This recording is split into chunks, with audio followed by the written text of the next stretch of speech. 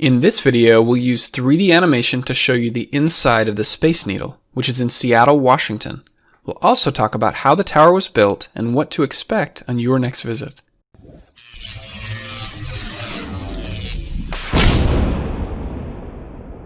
This video is sponsored by Keeps.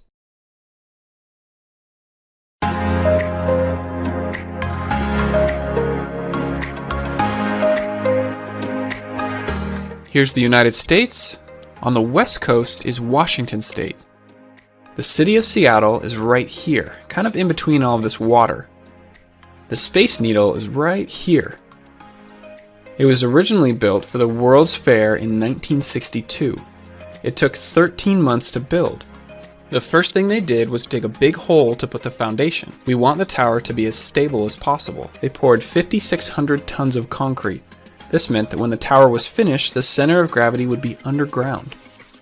Now it's time to start building the structure.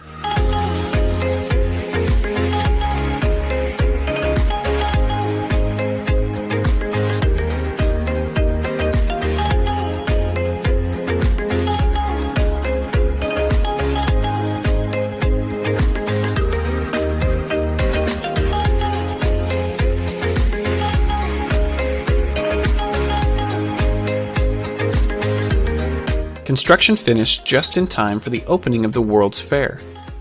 You have to remember that the 1960s was the space race, which eventually led to the first astronauts landing on the moon. The general public had their sights on the future and on space travel. This is why the top of the Space Needle is made to look like a flying saucer. But when you're up at the top, it's designed to make you feel like you are in the clouds floating above the city. While you're at the top, you can get a good view of the harbor, surrounding landscape, and of course, downtown Seattle. There's even a monorail that will take you there. The base of the tower has had a few renovations since it was first opened. Now there's a bit more to see and do while you're at the bottom.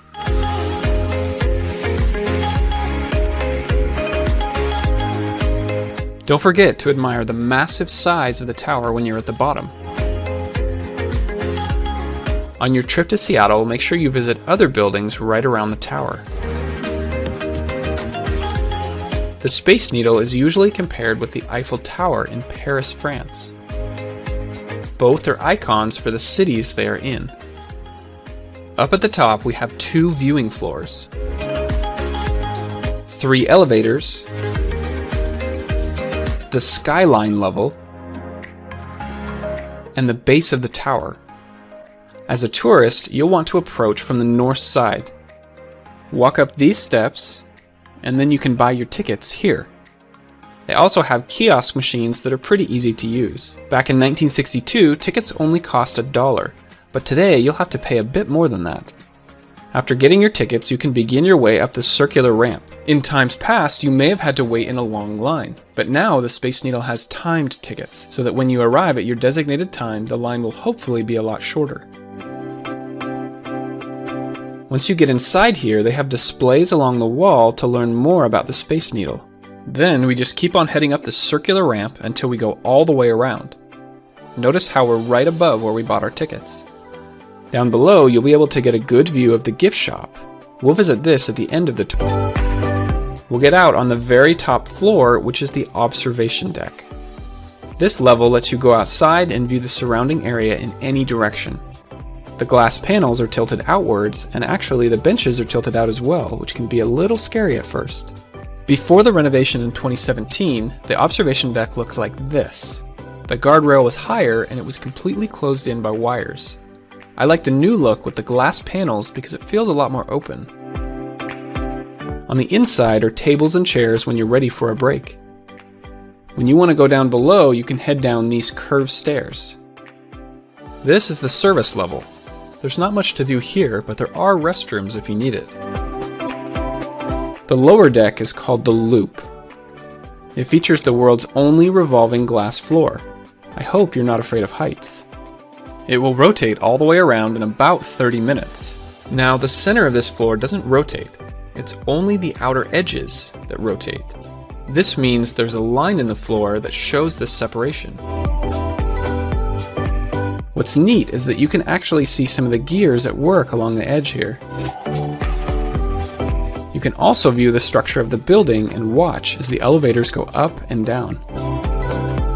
Just remember that only the floor is spinning, so if you put any belongings down on the side here, you will slowly spin away from them. Over the years, the Space Needle has featured 3 separate restaurants on the bottom deck. Currently, there's no restaurant here, but there may be food options again in the near future. When you're ready to come back down, you can wait in line for the elevator here. The center of the Space Needle has mostly supports for the elevators. On busy days, all 3 elevators will be in use with passengers. On the inside, you'll find the stairs, mostly for emergency purposes. From time to time, it's been opened up for athletic competitions and charitable events. Personally, I'd rather take the elevator.